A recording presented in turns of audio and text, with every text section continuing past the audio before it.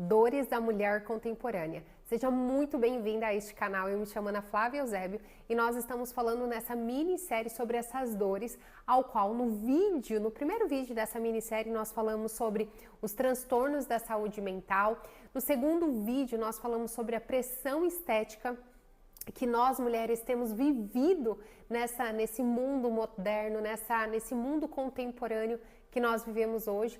E no vídeo de hoje nós falaremos sobre a sobrecarga de trabalho. Então vamos lá.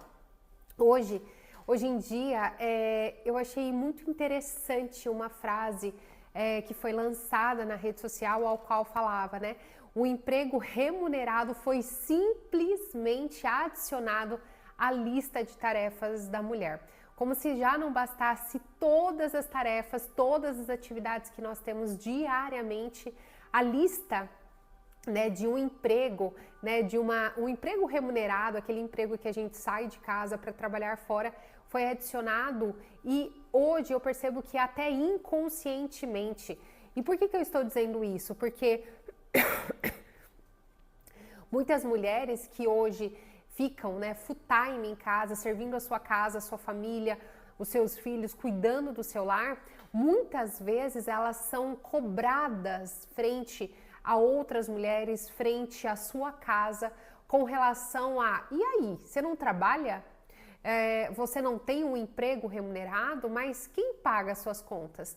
Eu mesma, Ana Flávia, uma vez eu estava, faz algum tempo isso, mas ainda foi neste ano de 2024, eu estava no período da manhã com o meu filho na padaria e uma pessoa aleatória chega para mim e pergunta: viu, mas você tá com o seu filho aqui na padaria, teve uma conversa anterior com relação a crianças e tudo mais, e ela falou, eu preferi não ter filhos. Essa mulher, ela tinha ali por volta dos seus 45, 46 anos, e ela falou, eu simplesmente optei por não ter filhos porque eu quero dedicar minha vida à minha carreira. E aí na sequência ela me questionou, mas que horas que você trabalha se você tá agora nesse horário com o seu filho na padaria? E eu me senti, de alguma forma, naquele momento, constrangida, mediante a pergunta dela, sem nenhuma intimidade. E de bate pronto eu respondi, eu percebi dentro de mim que eu queria justificar o porquê que eu estava com meu filho na padaria naquele horário, o porquê que eu não estava trabalhando, e eu quis justificar para aquela mulher que eu iria trabalhar no período da tarde. E veja, uma vez que eu já dentro de mim me incomodo pelo fato de eu não estar trabalhando, seja em um período, ou seja por tempo indeterminado ou determinado na minha vida, ou seja, eu opto em não trabalhar, né, para receber algo em troca, trabalhar fora de casa, por si só isso já está errado, porque quando essa frase ela vem falar, né, o emprego remunerado foi simplesmente adicionado à lista de tarefas da mulher, via de regra não são os homens que nos cobram por isso, são mulheres que cobram umas às outras se elas estão trabalhando fora de casa, e o movimento feminista ele vem trazer muito isso consciente e inconscientemente. Eu falo que o movimento feminista ele vem entrando na sociedade de uma forma que está quase que imperceptível, está ficando cada vez tão natural, cada vez mais natural, que as pessoas não têm percebido de fato o quanto que nós, né, nós mulheres estamos aceitando cada vez mais a onda do feminismo, o movimento do feminismo. E veja, todas as vezes que uma mulher ela começa a se cobrar pelo fato dela não estar trabalhando e ela quer se justificar, como aconteceu comigo naquele dia na padaria, é porque o normal, o comum, já não está sendo comum para a sociedade. Olha isso. E é neste momento que eu venho falar que o feminismo ele vem entrando, assim como uma água que vai passando entre as pedras, entre as rochas e vai se acomodando. Da mesma forma o feminismo tem tomado corpo, vem tomando consciência de nós mulheres na sociedade. E eu acho que isso é muito errado, porque uma vez que nós olhamos para uma mulher e a julgamos, né, se ela optou, se ela não decidiu, ou se ela fez ali um acordo dentro da sua casa que o homem seria o provedor financeiro da casa, e ela estaria ali servindo a sua casa, dedicando-se a sua casa para cuidar do lar, cuidar dos filhos, educar os filhos, tá tudo bem. Eu não tenho, não é o meu caso, eu trabalho fora de casa, eu tenho um emprego remunerado, mas eu escolho períodos dos quais eu não trabalho e dedico tempo, horas, não só de qualidade, mas de quantidade para os meus filhos. E uma vez que eu me sinto culpada por estar por eles, já está tudo errado. Já está errado eu querer me justificar. Então hoje eu quero te levar essa reflexão sobre a sobrecarga de trabalho, e não estou só falando da sobrecarga de trabalho externo à casa, mas também tudo que nós temos vivido. Talvez, assim como eu, você tenha filhos, talvez você tenha um marido, talvez você tenha um trabalho remunerado, talvez você tenha as atividades de casa, talvez você se cobre por estudar mais, talvez você veja na internet tantas pessoas postando livros e mais livros e mais livros, e você, mais que de imediato, tenha o desejo, a vontade de fazer uma leitura, não só uma leitura, mas também de fazer uma nova formação, mas uma especialização. Eu sei bem o que é isso, porque eu também passo por situações muito semelhantes a estas.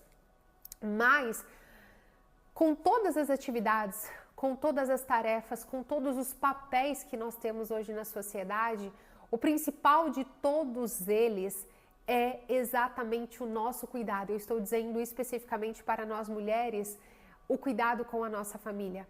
Quando nós entendemos que o matrimônio, não o matrimônio, mas a nossa família como um todo, nosso marido, os nossos filhos, eles são o nosso primeiro ministério, todo o restante muda.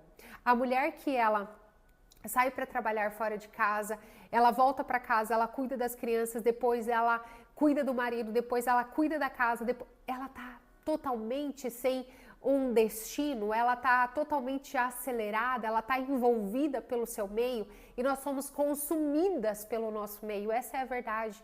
Se você falar hoje que você tem tempo para fazer alguma coisa, é uma baita mentira. Porque se de fato nós não colocarmos ali na nossa agenda, seja às vezes uma ligação para o seu pai, para sua mãe, às vezes seja aquele café com uma amiga que vocês estão tentando tomar há muitos anos, seja um cuidado estético que você se propôs a fazer durante esse ano, aquelas coisas vão se passando, se passando, se passando. E todos os dias, ao nos deitarmos em nossas camas, lembramos de dezenas de atividades que nós gostaríamos de ter feito naquele dia e simplesmente não foram realizadas. Então, o que acontece é que nós estamos cada vez mais sendo sugados pelas nossas atividades, pelo nosso meio, pelos ambientes que nós convivemos, e olha que nem são tantos ambientes assim, porque pós-pandemia nós estamos cada vez mais sofrendo com o distanciamento, o isolamento social, e aquelas relações que nós tínhamos anteriormente não são as mesmas relações que nós temos atualmente em nossas vidas. Muitas pessoas se afastaram, mas nós também nos afastamos de muitas pessoas. Porém, quando eu tenho a clareza de quais são as minhas prioridades, qual é o meu primeiro, o meu segundo, o meu terceiro ministério, eu passo a ter uma clareza muito maior e a ter comportamentos similares, iguais, comportamentos casados com esses meus objetivos. Então aquilo, por exemplo, antes eu poderia simplesmente delegar a tarefa com os meus filhos, as tarefas, as atividades que eu tenho com eles.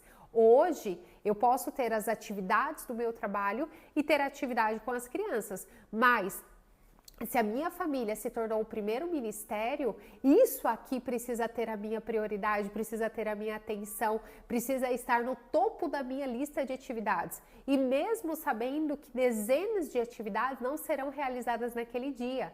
E aí tem um curso meu 100% voltado para isso, como desenvolver o equilíbrio nas 6 principais áreas da nossa vida, que é carreira, maternidade, casamento, inteligência emocional, o nosso físico, matéria e a nossa espiritualidade. E lá eu ajudo muito as pessoas a, de fato, a entender a dinâmica e colocar cada coisa no seu lugar, gerir isso de forma inteligente emocionalmente, porque não basta ser só inteligente aqui, mas será que está sendo inteligente aqui? Muitas pessoas tomam decisões com a mente, mas quando elas percebem, elas estão doentes emocionalmente porque aquelas decisões não foram as melhores decisões que ela tomou para os seus sentimentos, para as suas emoções. Então não adianta nós sermos apenas racionais, porque nós também somos seres emocionais. Então a gente precisa alinhar aqui e alinhar aqui também. Então veja, quando nós entendemos que a nossa família é o nosso primeiro ministério, e veja, eu estou falando isso pautado na Bíblia, tá bom? Eu não sei há quanto tempo você me segue, eu não sei há quanto tempo você está aqui comigo, mas eu sou uma mulher cristã e tenho outras 5 formações, a minha base é o direito, mas eu tenho 5 formações em desenvolvimento humano, desenvolvimento pessoal, mas eu fui entendendo nesses mais de 10 mil horas em atendimentos realizados com pessoas em grupos, pessoas individualmente, que não adianta qualquer coisa que nós coloquemos no centro da nossa vida, seja o nosso trabalho, seja a nossa maternidade, seja o nosso casamento, qualquer coisa nos levará para uma inquietação interna, nos levará para um desconforto interno e ainda assim nós nos sentiremos vazias, nós nos sentiremos cada vez mais com aquela sensação de que poderia ter sido mais, que não está sendo o suficiente, que eu quero.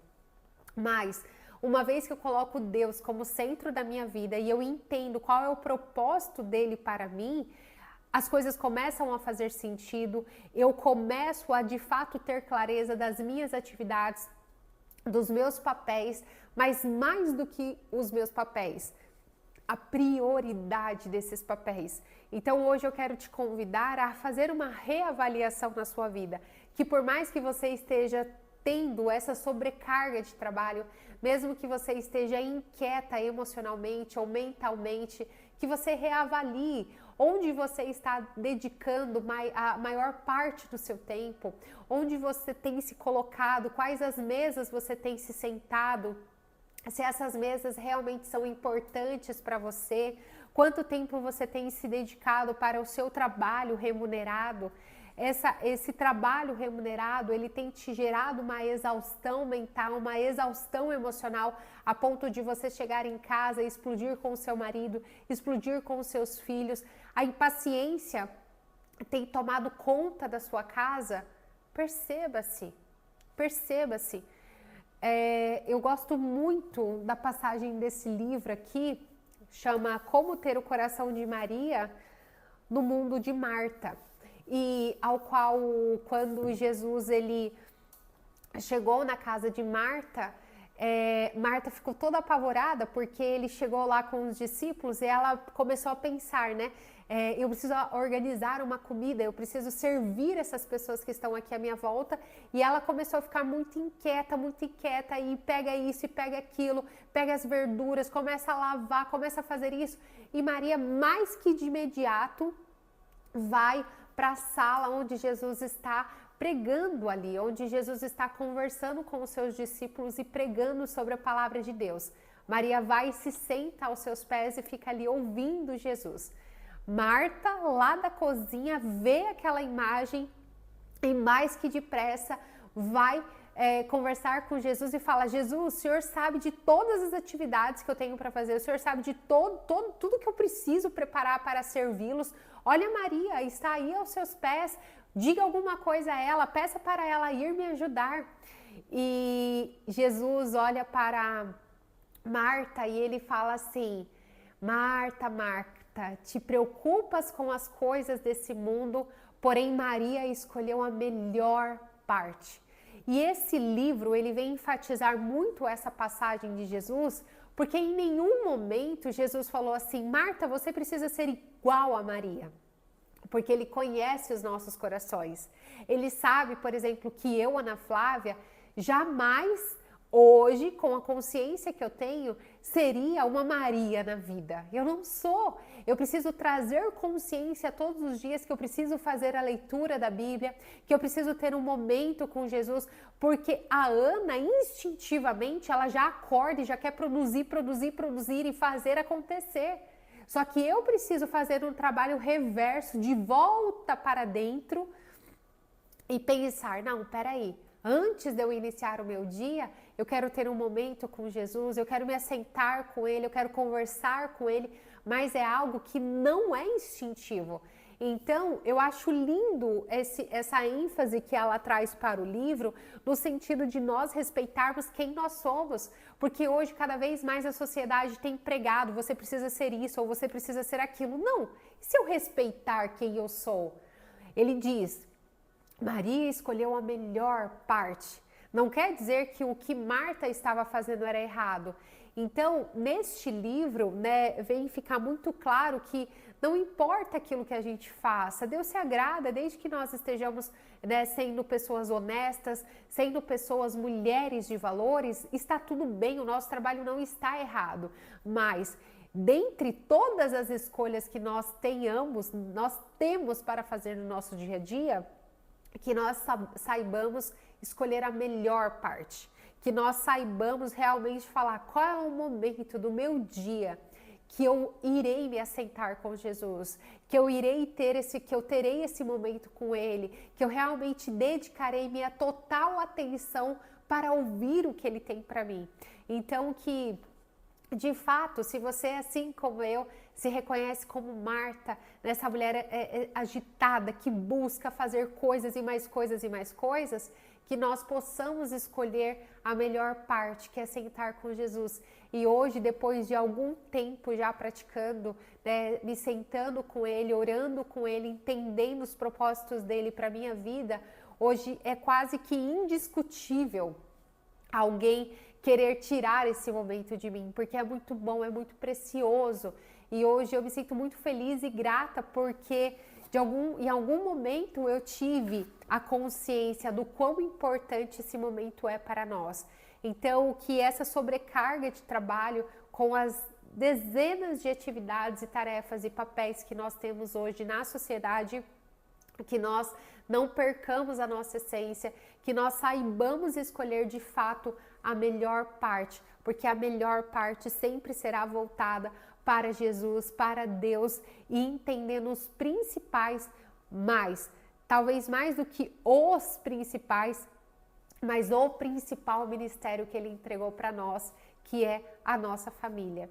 Eu espero muito que esse vídeo chegue a você de uma forma que chegue a um coração contrido, chegue a um coração que realmente esteja aberto para receber essa palavra e que essa palavra possa frutificar em seu coração de uma forma muito profunda. Talvez hoje você não consiga enxergar de imediato tudo que Deus está transformando dentro de você, mas eu espero, desejo e oro para que de fato daqui a um tempo, né, no momento de Deus, no momento correto, essa transformação venha à tona e que de fato você consiga ter a clareza de qual é o principal ministério da sua vida.